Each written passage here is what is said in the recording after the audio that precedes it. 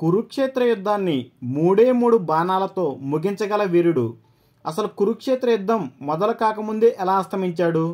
శ్రీకృష్ణ పరమాత్ముడు అతనిని ఎలా వధించాడు? అతడే ది గ్రేట్ లెజెండ్ బర్బారికుడు, ఘటోత్కచుని కుమారుడు. ఇతని తల్లి పేరు మౌర్వి. బర్బారికుడు తన చిన్నతనం నుండే యుద్ధ విద్యలలో ఆరితేరాడు. అతని ప్రతిభకు మెచ్చుకోని దేవతలు మూడే మూడు బాణాలు వరంగా ఇస్తారు. ఆ మూడు బాణాలతో ముల్లోకాలలో నిన్ను ఎదిరించి ఎవ్వరూ నిలవలేరని చెప్తారు. ఒక పక్క బర్బారికుడు పెద్దవాడయ్యే నాటికి కురుక్షేత్ర సంగ్రామం మొదలయ్యే సమయం ఆసనమైంది. భరతఖండంలోని ప్రతి ఒక్క వీరుడు ఏదో ఒక పక్షాన నిలిచి యుద్ధం చేయడానికి కదిలి వస్తారు. అలాంటి కురుక్షేత్ర యుద్ధంలో పాల్గొనడం కోసం బర్బారికుడు తల్లి అనుమతి కోసం వెళ్తాడు. బర్బారికుని శక్తి గురించి తెలిసిన అతని తల్లి యుద్ధ రంగంలో ఏ పక్షమైతే బలహీనంగా ఉంటుందో అటువైపు నిలిచి నువ్వు యుద్ధం చేయమని చెప్తుంది. దానికి కట్టుబడి బర్బారికుడు యుద్ధ రంగంలోకి బయలుదేరతాడు. నెంబర్స్ పరంగా చూస్తే పాండవుల పక్షం బలహీనంగా కనిపిస్తుంది. దానితో పాండవుల పక్షాన యుద్ధం చేయడానికి బర్బారికుడు నిశ్చయించుకుంటాడు. కానీ బర్బారికుడు తల్లికి ఇచ్చిన మాట ప్రకారం ఏ పక్షమైతే బలహీనంగా ఉంటుందో ఆ పక్షాన యుద్ధం చేస్తాడు. అలా అతను యుద్ధ రంగంలోకి దిగితే మొదట పాండవుల తరపున యుద్ధం చేసినప్పటికీ బర్బారికుని శక్తికి కౌరవపక్షం బలహీనపడుతుంది. అప్పుడు బర్బారికుడు కౌరవపక్షాన్ని యుద్ధం చేయటం మొదలు పెడతాడు.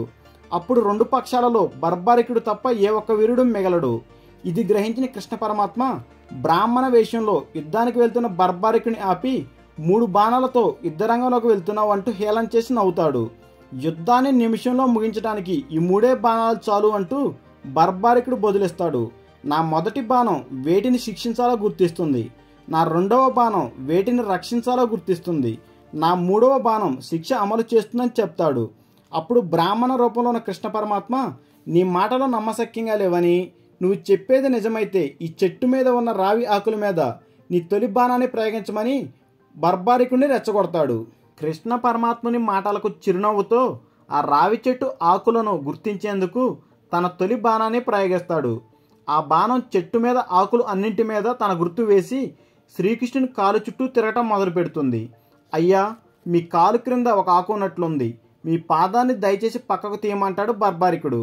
శ్రీకృష్ణుడు తన పాదం పక్కకు తీయగానే అక్కడ ఆకు ఉంటుంది. దానితో బర్బారికుడి శక్తి గురించి కృష్ణ పరమాత్మనికి అర్థమవుతుంది. నువ్వు యుద్ధ రంగంలో అడుగు పెడితే నువ్వు తప్ప యుద్ధ రంగంలో ఎవరూ మిగలరని చెప్తాడు. అప్పుడు బర్బారికుడు ఇంతకీ నీకు ఏం కావాలో కోరుకని అడుగుతాడు. అప్పుడు బ్రాహ్మణ రూపంలో ఉన్న కృష్ణ పరమాత్ముడు మహాభారత యుద్ధానికి ముందు ఒక వీరుడి తల బలి కావాల్సి ఉందని, నీకంటే వీరుడు మరెవరూ లేరు కనుక నీ తలనే బలిగా ఇవ్వమని కోరతాడు. ఆ మాటలతో వచ్చినవాడు సాక్షాత్తు శ్రీకృష్ణ పరమాత్ముడే అని అర్థమవుతుంది. కానీ కురుక్షేత్ర సంగ్రామం చూడాలని తనకు ఎంతో ఆశగా ఉందని, ఆ సంగ్రామాన్ని చూసే భాగ్యాన్ని తన శిరస్సుకు కల్పించమని కోరతాడు. దానికి కృష్ణుడు అంగీకరించి కురుక్షేత్రం యుద్ధం ముగిసే వరకు నీ తల బ్రతికే ఉంటుందని వరమిస్తాడు. తరువాత కృష్ణ పరమాత్ముడు బర్బారిక, నువ్వు గత జన్మలో ఒక యక్షుడివి, భూమి మీద అధర్మం పెరిగిపోతుందని బ్రహ్మదేవునితో పాటు దేవతలందరూ మహావిష్ణువు వద్దకు వెళ్తారు.